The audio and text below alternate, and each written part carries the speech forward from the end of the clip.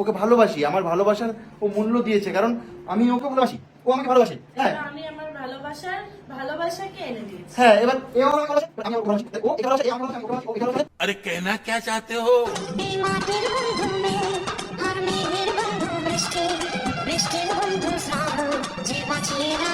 পুলিশের হাতে গ্রেপ্তার বিখ্যাত ইউটিউবার দীপঙ্কর বিথোরীতে শনিবার 1টা নাগাদ তাকে আদালতে পাঠানো হলো।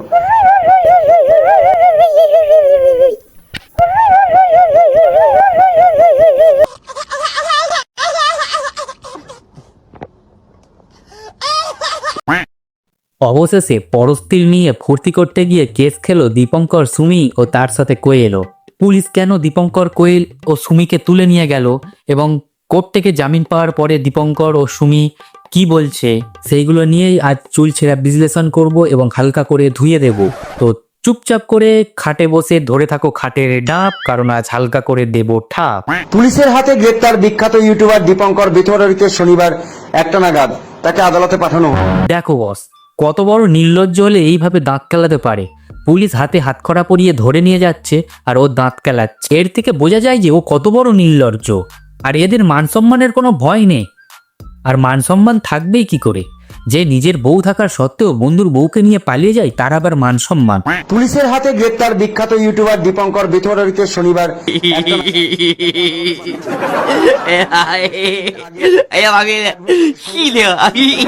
পুলিশ তুলে নিয়ে যাচ্ছে আর এ এমন ভাবে দাঁত কেলাচ্ছে যেন ওকে পুলিশ পুরস্কৃত করবে বলে তুলে নিয়ে যাচ্ছে। কারণ এরা ভালো মতোই জানে যে পুলিশ ওদেরকে কিছু করবে না। পুলিশ কোর্টে চালান করবে আর কোর্ট থেকে জামিন পেয়ে ছাড়া পেয়ে যাবে। বলেন কি? কারণ এর আগেও এ নাকি আরো কি সব কেস টেস খেয়ে আছে। কোন মেয়ের সাথে কি সব করতে গিয়ে পক্সো কেস খেয়ে বসে আছে। কোন মেয়ের কথা কইতেছ? এবার তোমাদেরকে শোনাবো যে দীপঙ্কর গান্ডুটা কি বলছে। শোনো ক্রিমিনালটা কি বলছে। আপনাকে আমি দুটো বিয়ে করেছি, হ্যাঁ, তাই আমার নতুন বউয়ের আগের বর সে কমপ্লেন করেছে যে সে ডিভোর্স চায়, ডিভোর্স না দিয়ে কেন করলাম, তো এখন সেই জন্য অ্যারেস্ট করেছে, এখন সেটা করা হলো। কোথা থেকে করলো? হ্যাঁ, কোথা থেকে অ্যারেস্ট করেছে আপনাকে? আমার বাড়ি থেকে। কোথায় বাড়ি? আমার বাড়ি ভেতরডোবাড়ি নদীয়া। কি নাম আপনার? আমার নাম দীপঙ্কর বিশ্বাস। আমাদের হিন্দু আইন মতে তোমার প্রথম স্ত্রী থাকার সত্ত্বেও তুমি দ্বিতীয়বার বিয়ে করতে পারো না। যদি তুমি দ্বিতীয়বার বিয়ে করো তাহলে সেই বিয়ে অবৈধ বলে গণ্য হবে এবং এই ধরনের কাজ আইনত দণ্ডনীয় এবং এর জন্য শাস্তি হতে পারে। অ্যারেস্ট করলো দীপঙ্করকে?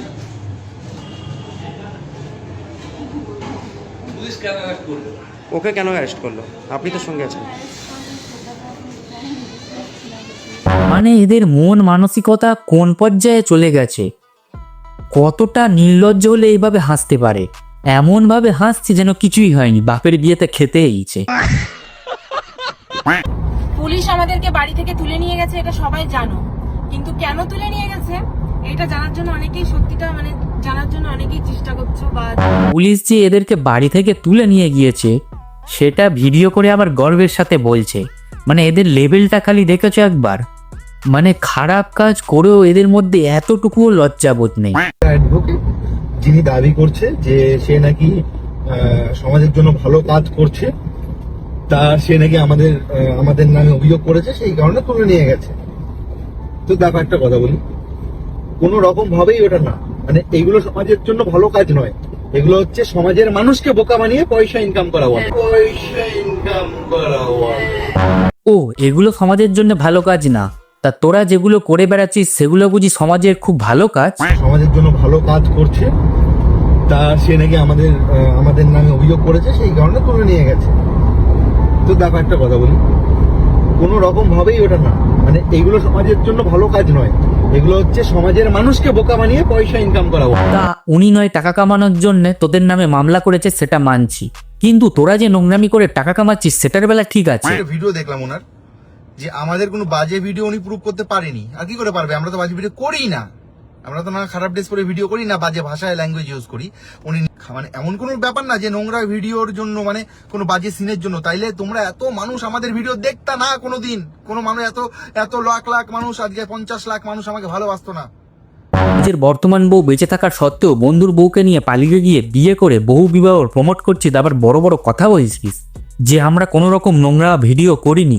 তোদের কন্টেন্ট মানেই তো এর বউকে নিয়ে টানাটানি, ওর বউকে নিয়ে টানাটানি। আর এই সব কন্টেন্ট ভাই কারা দেখে? ওই মানুষগুলো কারা ভাই যারা তোদেরকে ফলো করে রেখেছে? এত নীচ মানসিকতার মানুষদেরকে কিভাবে ভাই ফলো করে?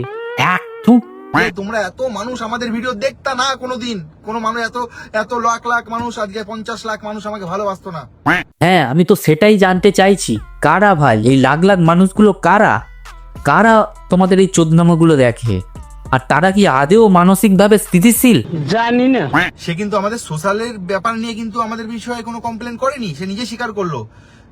মানে আমাদের ব্যক্তিগত লাইফের জন্য সে কমপ্লেন করেছে। সে আমাদের ব্যক্তিগত লাইফের জন্য কিভাবে কমপ্লেন করতে পারে না।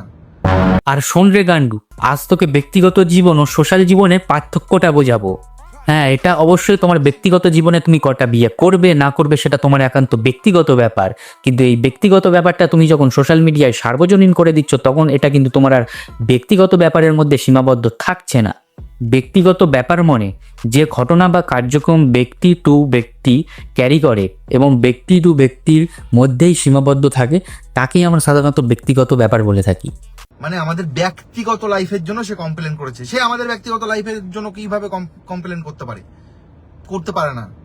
আর সঙ্গীতা ম্যাডাম যে তোদের নামে কেস করেছে সেটা তোদের ব্যক্তিগত জীবনের জন্য নয়। তোদের যদি এতটুকু সাধারণ বোধ বুদ্ধি থাকতো তাহলে তোরা বিষয়টা বুঝতে পারতিস। তোদের তো এতটুকু লজ্জা শরম কিছুই নেই, একদম নির্লজ্জের মতো ভিডিও করে একের পর এক সাফাই দিয়ে যাচ্ছিস। কোনোদিন কোনো দেশ বিরোধী কাজ করি না আমরা, কোনোদিন কোনো সমাজ বিরোধী কাজ করি না, ঠিক আছে? আমরা মানুষকে এন্টারটেইন দিই। তোরা যে বলছিস তোরা সমাজ বিরোধী কাজ করিসনি, তোদের যদি এতটুকু সাধারণ বোধ বুদ্ধি থাকতো না তাহলে বুঝতে পারতিস যে উনি অ্যাকচুয়ালি কি বলতে চেয়েছেন। উনি তোদের ব্যক্তিগত জীবন নিয়ে কিছুই বলেননি। উনি বলতে চেয়েছেন যে এই যে তুই এর বউ নিয়ে টানাটানি করছিস, ওর বউ নিয়ে টানাটানি করছিস, তারপরে এর বউ নিয়ে পালিয়ে গিয়ে বিয়ে করছিস, তারপরে সেগুলোকে ভিডিও করে সোশ্যাল মিডিয়ায় পোস্ট করছিস, এই বিষয়গুলি সমাজের ওপর একটা খারাপ প্রভাব ফেলছে, উনি তার জন্যই কেসটা করেছে। আর তোরা বলছিস যে আমরা কি সমাজ বিরোধী কাজ করছি? তা তোরা সমাজের জন্য ভালো কাজটা কি করেছিস? কোনোদিন 10টা গরিব বাচ্চাকে পেট ভরে খাইয়েছিস? তাদের হাতে জামাকাপড় তুলে দিয়েছিস? তোদের কন্টেন্ট দেখে আর যাই হোক এন্টারটেন হওয়া যায় না। দাবি করছে যে সে নাকি সমাজের জন্য ভালো কাজ করছে, তা সে নাকি আমাদের নামে অভিযোগ করেছে, সেই কারণে তুলে নিয়ে গেছে। তো দেখো একটা কথা বলি, কোনো রকম ভাবেই ওটা না, মানে এগুলো সমাজের জন্য ভালো কাজ নয়, এগুলো হচ্ছে সমাজের মানুষকে বোকা বানিয়ে পয়সা ইনকাম করা বলে, ঠিক আছে? এইসব কথা বলে শুধুমাত্র মানুষকে বিভ্রান্ত করার চেষ্টা, কারণ তোরা ভালো মতোই জানিস যে এবারে তোরা ভালো মতোই ফেঁসে গেছিস। এদেরকে এসব বলেও লাভ নেই, কারণ যারা দোকান কাটা তাদের সামনে যতই গলা চড়াও না কেন তাদের কিছু যায় আসে না। আর আমার মতো ছোট্ট ইউটিউবার কি ভাই করতে পারে? আমার আওয়াজ এদের কাছ পর্যন্ত পৌঁছাবেই না। একমাত্র তোমরাই পারো ভিডিওটাকে প্রচুর পরিমাণে শেয়ার করে আমার এই ভিডিওটাকে ওদের কাছ পর্যন্ত পৌঁছে দিতে। আর ভিডিওটা ভালো লাগলে একটা লাইক করে দাও আর কমেন্টে জানাও তোমার মতামত। আর দেখা হচ্ছে পরবর্তী ভিডিওতে, ততক্ষণের জন্য ভালো থাকবেন, সুস্থ থাকবেন এবং অন্যকেও সুস্থ রাখবেন। টাটা, দেখা হবে পরবর্তী।